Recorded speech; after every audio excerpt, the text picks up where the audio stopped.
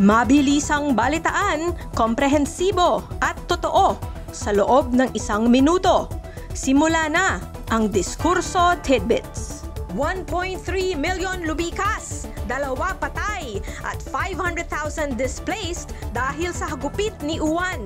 State of National Calamity na idineklara ni Marcos, tatagal ng 1 taon. Senate Bill, isinusulong ang 30% salary increase para sa mga manggagawang pumapasok tuwing may bagyo at kalamidad. 3 buwang palugit sa bayad utang ipinatupad ng GSIS. Bato, hinamon ng mga pamilya ng drug war victims.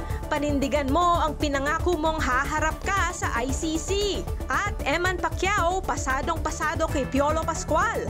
Anya, parang mas batang version ko.